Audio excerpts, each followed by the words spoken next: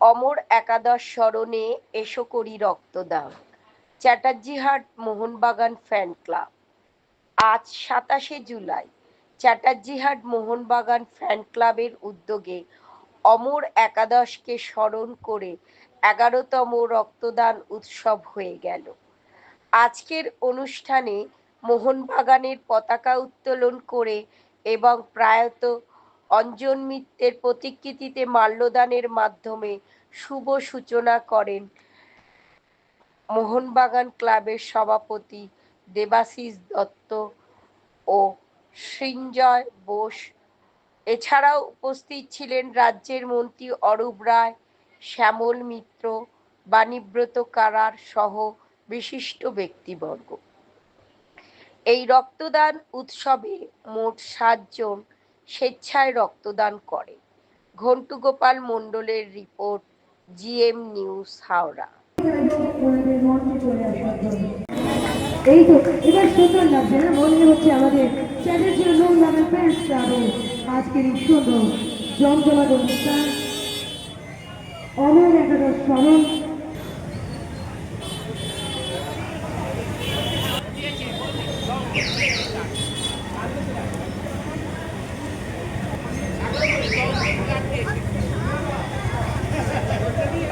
মাননীয় শান্তনু বন্দ্যোপাধ্যায় আমাদের প্রাক্তন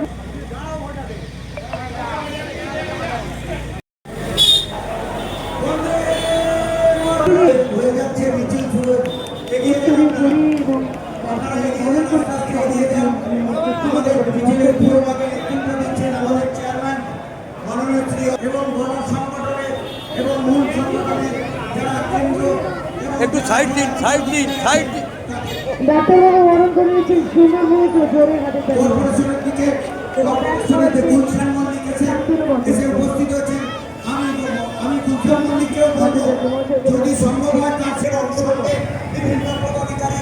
মাইক্রোফোনে দেবেন।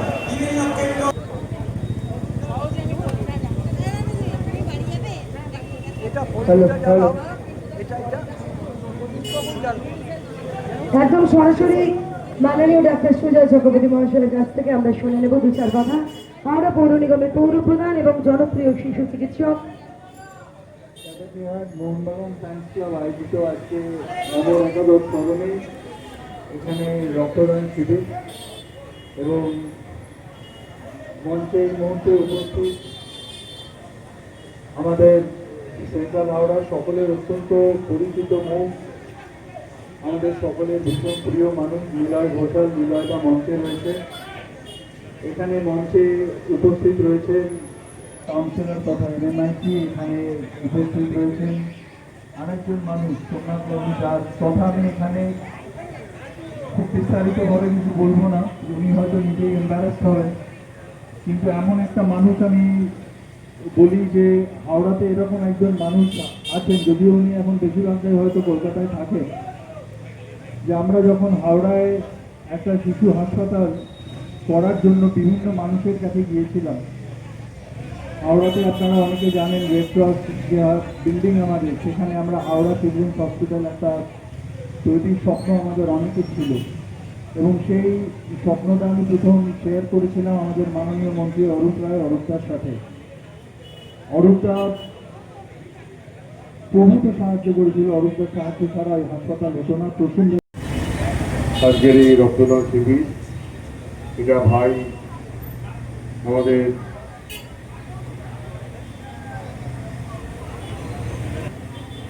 প্রত্যেক বছর, এটা বহু বছর ধরে এই রক্তদান শিবির করে থাকে। এই গ্রীষ্মকালীন রক্তদান শিবির, এই সময় রক্তের অত্যন্ত চাহিদা বাড়ে এবং রক্তের অভাবও দেখা যায়। তা সেই কারণে এই সময় রক্তদান শিবির করে রক্তের অভাব পূরণ করা। তা সুতরাং মহাক্লাবের কর্মকর্তারা সকলেই এসেছিলেন এখানে। এখানে আমাদের শ্যামল মিত্র আছেন, মহাক্লাবের হকি সচিব।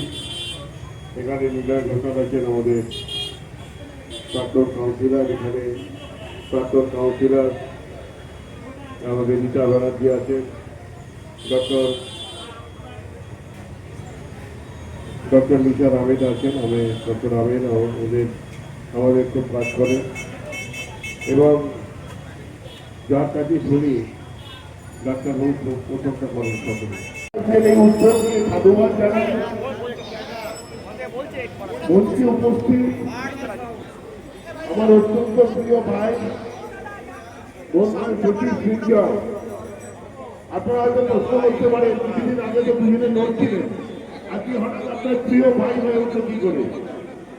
আপনাদেরকে বলি, ওরও আমি প্রিয় ছিলাম, ও আমার প্রিয় ছিল, কিন্তু দুজনের কিছু ভুল বুঝাবুঝি হয়েছিল,